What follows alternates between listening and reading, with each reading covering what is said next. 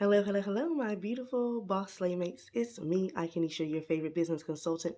And this video may get a little long, and I also want to make a note. I am getting over a cold and laryngitis, so my voice is a little bit different. I'm going to sound stuffy. I might be clearing my throat. It might be some pauses. It's a lot, child, okay? Like, I rarely get sick, but when I do, I get sick. So, this particular video, I actually was going to do this as an email at first, but then I was like, why not just do this as a video? Because I haven't been on YouTube in forever. So I was like, might as well make it a video. So what I actually did, you all that don't know, I am obsessed with ChatGPT. I actually teach classes at my local community college around ChatGPT for small business owners. And I got ChatGPT to interview me about my basically my year.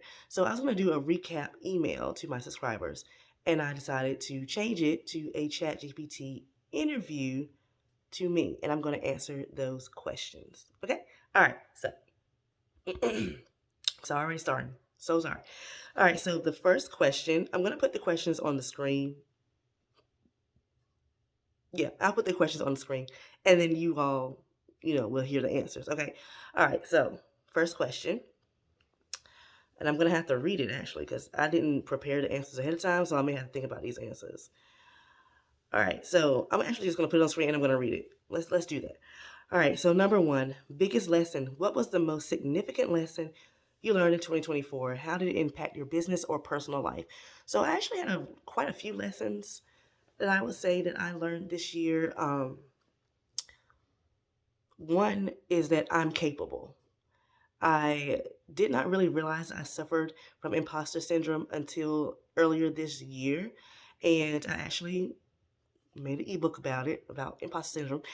And I lost a lot of confidence. And if you're not aware, I took a long social media break, which did cause a little bit of impact in my business because not only did I take a social media break, but I took one from YouTube as well.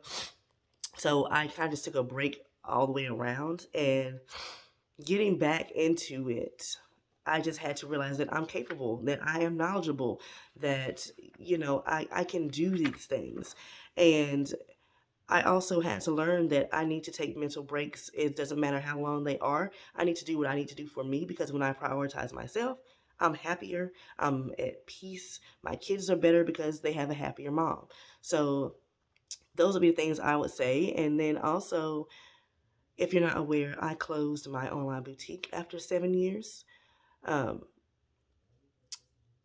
I did that because God told me to. And that would be another lesson, is to move when God says to move. I didn't do it when He told me to. I did it a long time after He told me to. And when I did what He told me to do, when I was obedient, a plethora of other opportunities came around. But we'll talk about that later, I think. Number two, what was a challenge or struggle you faced this year that your audience might relate to? How did you navigate it? Again, I took breaks, a long break. So being that I took a very long social media break, coming back to social media, I had to basically start over. So that has been a challenge, is getting into social media again, because I don't I don't like it. Like on Instagram, I put it that way. I don't like Instagram. However, y'all know I am a learner, and I have learned so much about Instagram again, and I know a lot about it again. And then Threads has caught my attention, and I've been on that religiously. Love Threads. But that would be the challenge that I faced, is making sure I am consistent with Instagram, and I'm not. So that's going to be something I'm going to do differently in 2025. I'm going to get back on the consistent Instagram train. I'm going to get back on my consistency and my content calendar for Instagram, because even though I hate it, but if this TikTok ban happens, people are going to migrate back to Instagram, but Threads is getting bigger too. So we'll see. But that would be a struggle that I did face, and I'm sure a lot of you all can relate to, is being consistent with Instagram. But I'm going to come back.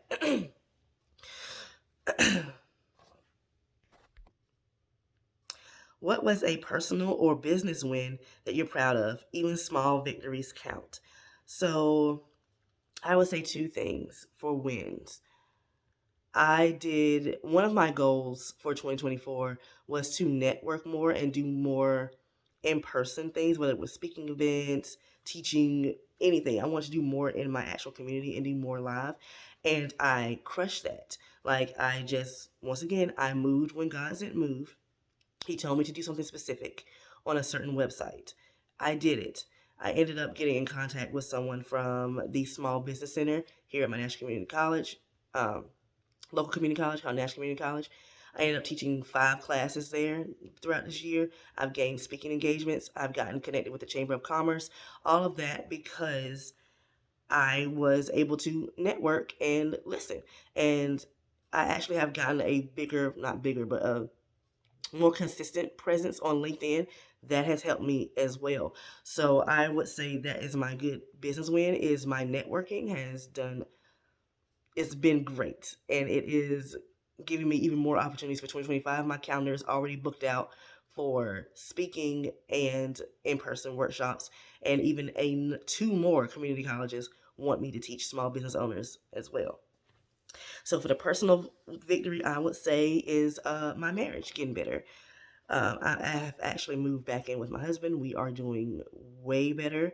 On a scale of 1 to 10, the marriage at first was at like a 1. Now we're at like an 8. So that would be the personal win is us getting together and compromising, doing the things, doing the work, everything that's needed for our kids to have a 2-parent household. Next, unmet goals. What's a goal you set for 2024 that you didn't achieve? Why didn't it happen? And what did you learn from it? I don't really know of a business goal. I would say I didn't lose any of the weight I wanted to lose. I actually gained. I wanted to get back down to like 150 something. I was at like 161 at the beginning of the year. I wanted to get down to like 150. Now I'm at 171. So that would be one goal. But I have actually found, because I wanted to get back into kickboxing and boxing and that sort of thing. If you're not aware, I am a black belt in Taekwondo. So I wanted to get back into that. I thought I wanted to get back into Zumba. I got into Zumba, didn't like it anymore. So I have found a place where I'm going to do boxing and kickboxing starting in January or maybe February. So oh, I do know one business goal. I was supposed to have started my podcast in like October, November. Never happened because there was so much going on with my kids. They had extracurricular activities, and even Cairo, he's 4, y'all. Can y'all believe that? 4. He'll be 5 in February, and Kennedy will be 13 in February. I need to let y'all see them. But anywho, so that's what happened. Yeah, I got too busy with kids, but my podcast is coming. It is coming January. Well, I'm going to record episodes in January, and then it'll probably be released February. It might be released in March around my birthday. I do not know. I'm not going to give out a specific date because then I'll be pressured, and then something might happen, and it won't come out. And what did I learn from it? I'll just say, I wouldn't say I learned anything. It's just that for the past about 3 years, the thing that I have been stressing to myself is be gentle with myself, and that's how I am. If I don't make a goal right now, I'm not that person anymore where that perfectionist part of me takes over and is real hard on myself. I'm not hard on myself anymore. Can you share a behind the scenes moment or story that captures the essence of your year? I would say one of my in-person classes that I taught, it was around social media, and I really did not think I was going to have that many people come in.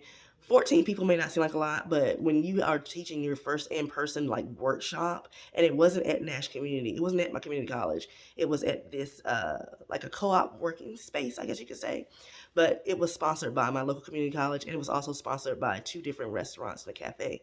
They supplied breakfast. So it was a social media breakfast. And so it was like a line to get in, which I was excited about. And if you're not aware as well, I'm not someone who gets nervous. I got excited. It's rare that I get nervous, embarrassed, anything like that. I just don't. So when I was listening to the people sign in, I realized that 3 of those people were from the Chamber of Commerce. And I was like, oh, snap, I gotta turn it on, okay? So one of them was like the head person for like events or marketing or something, and the other one was his assistant, and I can't remember what the third person was. So But that class, not only was it phenomenal and I gave a lot of information, but the Chamber of Commerce loved me. They invited me to some more events. That was great. But what ended up happening was there was someone else there. The general manager was in that class of the co-op working space called Station Square. She was there taking notes and such, and she told me that she called the owner of the co-op space and they wanted me to teach classes there starting next year. So in the spring of 2025, I'll be teaching classes there as well, as they offered me a free space, like office space, for a trial period. They normally don't do that in exchange for me helping them create content, which is amazing. And I also get a free podcast studio space to work in, y'all. So all of that came from, again, from me networking when God told me to network and move and get on this website and contact someone when he told me to. All from that social media breakfast, I gained much more contacts, opportunities, and my podcast space, which is coming up. So sorry for that noise. So sorry. All right, next. What's the one thing your subscribers struggled with most this year that you're passionate about helping them overcome in 2025? I really want you all to get into email marketing because it saved me. Email marketing.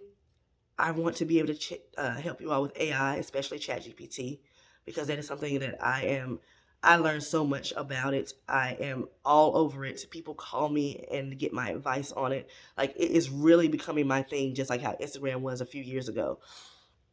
Email marketing and ChatGPT are my two things, as well as marketing in general. But yeah, that is what I really want you all to come to me for. Email marketing, especially email marketing, ChatGPT, and mindset. That is a big thing for me this year and part of 2024. I have created so many ebooks around different parts of mindset and helping you all with your marketing, helping you overcome imposter syndrome, anger, rejection, boundaries, all those sort of things are things that I have created, and they are on my website right now. Speaking of my website, there's something been going on with my domain for like the past 2 months now. I cannot get it back. I don't know what's happening. I don't want to change it because I love IkenishaJ.com, but the way it's looking, I might have to change it to Ikenisha.com, which I hate, but we'll see. Next, your why. Why are you committed to helping them succeed? What drives your work? You all know I love helping people. I love helping people. I love training people. I love spreading knowledge. It's just my thing. And when God told me to close my boutique, he told me to focus more on teaching.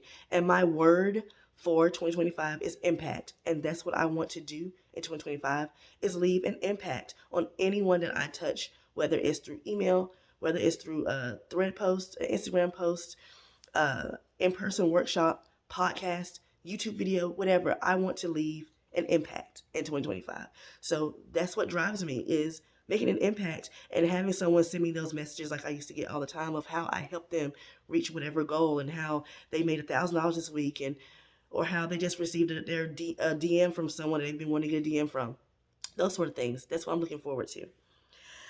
What are your main goals for 2025? How do these align with what your subscribers need? Well, my main goals for 2025, business-wise, is to increase my email marketing list, email subscriber list, rather, get my podcast off the ground, and a lot of my podcast episodes will be posted on YouTube, so YouTube will be back on.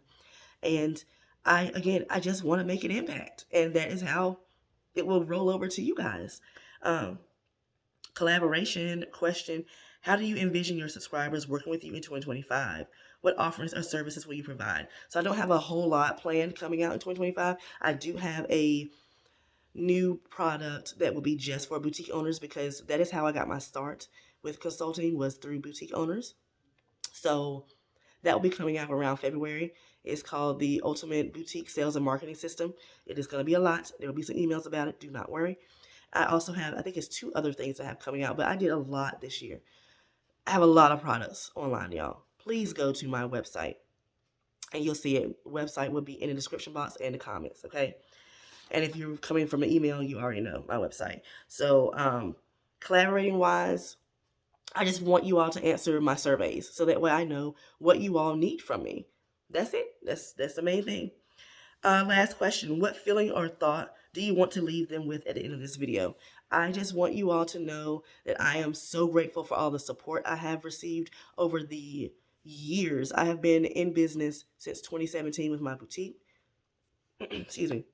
2018 was when I started consulting in classes, and 2019 was YouTube, and 2019 was also when I became a full-time entrepreneur. And I have gained so much support. I have gained so many friends and a lot. I just want you all to know that I appreciate you all. I also appreciate those of you who reached out during those troubled times that I had throughout the depression, throughout the anxiety, throughout the times I just didn't feel like talking to anyone. I truly appreciate you guys. And I also want you all to know that don't give up on yourselves. Don't be hard on yourselves, okay? If you need to take time for yourself mentally, do it. You need to prioritize yourselves. Do not compare yourselves to who anyone else is going through with their entrepreneur journey. If it looks like they're succeeding on the outside, people are not posting their failures. I used to say that to y'all all the time. People are not posting their failures like that. That's why a lot of people loved me, because I was sincerely authentic. I will come to y'all on screen. However, like right now, my hair ain't done. It's 4 o'clock in the morning when I'm posting this, or filming this rather. So don't compare yourselves. Do what you need to do. My motto for 2025, I actually have two, but the one I want to talk about, and you all will probably be getting an email about it, is small steps, bold moves. Take small steps. Celebrate yourself. When I started celebrating myself, no matter how small the move was, I started feeling better about myself. I started feeling better about my business. My business has thrived. Well, business thrived, because now I only have one. So I just want you all to look back on this year, reflect on it, let go of the bad, welcome in the good. And if you do not know, I do have a journal. It's a New Year journal. It's called Good Things Take Time to Grow. I don't know if this is backwards, but yeah, it is my journal. They are available on Amazon. I do have a few left on hand, but I made this book a year ago, and I absolutely love it. Don't think that the only time you could buy this is during the new year. You could start your new year in March. You could start your new year in April. It doesn't matter. Whenever you decide to start a new you or a new journey or whatever, I highly recommend this book, y'all. The um, link will be in the description if you all would like to get it. But I do have a lot of reflection in here, a lot of journal prompts, little savings challenges, the end of year reflection. I've already filled out mine, obviously, because 2025 is rapidly approaching. So I've already filled that out. I have part for your resolutions. I love this book, y'all, and I want you all to please grab it. Okay? I've gotten a lot of feedback on it. So overall, look forward to a lot of emails from me. Look forward to me posting on Threads a lot, Instagram, my podcast, and enjoy the journey, y'all. Enjoy the journey. And again, thank you so much. And those of you who are new to me, go back and watch my first video about how I got started, so you'll know who I am. I am also going to post a updated video, so that way people know how I got started, and then got started with consulting and everything else too, because a lot has changed over the years, and I made that video in 2019, so I do need to do an updated one. So all right, that is all for this video, and if you're not on my email list, please subscribe. Okay, all right.